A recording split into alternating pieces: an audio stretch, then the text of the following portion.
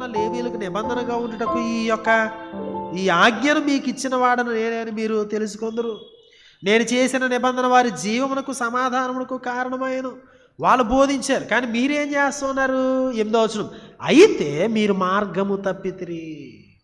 ధర్మశాస్త్రం విషయంలో మీరు అనేకులను అభ్యంతరపరిచి లేవీయులతో చేయబడిన నిబంధనను నిరర్ధకము. దేవుడు వీళ్ళకి ఇచ్చిన ప్రివిలేజ్, యాజకులుగా ఉండేటువంటి ధన్యత ఏంటో వాళ్ళకి అర్థం కాలేదు, వాళ్ళు మర్చిపోయారు. నా ప్రియ సహోదరి సహోదరులారా, ఈ దినాన మనతో సమస్య ఏంటి? ఎందుకు మనలను రక్షించిన వాని యొక్క గుణాతిశయములను మనము లోకములో ప్రచురించలేకపోతున్నాం? దేవుని యొక్క లక్షణాలతో మనం ఈ లోకంలో ఎందుకు జీవించట్లేదు, ఎందుకు ప్రకటించట్లేదు? ఎందుకంటే నీవు నేను యాజకురాండ్రము అన్న విషయాన్ని మర్చిపోయాం. యాక్చువల్గా నీతోనే ఆ నిబంధన చేయడం వెనకతలో ఉన్నటువంటి విధానాన్ని మర్చిపోయావు.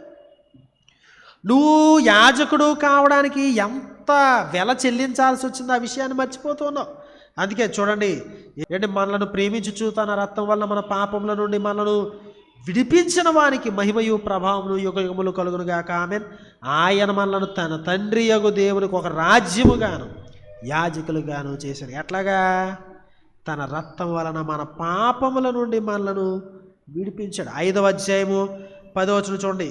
ఆ పెద్దలు, నీవు ఆ గ్రంథమును తీసుకుని దాని ముద్రలు ఇప్పుడుకు యోగ్యుడవు, నీవు వధింపబడిన వాడవై. చూడండి, నీ రక్తమిచ్చి లేకపోతే నీ రక్తముతో ప్రతి వంశములోను, ఆయా భాషలు మాట్లాడేవారిలోను, ప్రతి ప్రజలోను, ప్రతి జనములోను దేవుని కొరకు మనుషులను కొని మా దేవునికి ఒక రాజ్యముగాను యాజకులుగాను చేసితివి. ఎట్లా చేశాడు? వధింపబడిన వాడై ఆయన రక్తమిచ్చి నిన్ను యాజకుని చేశాడు.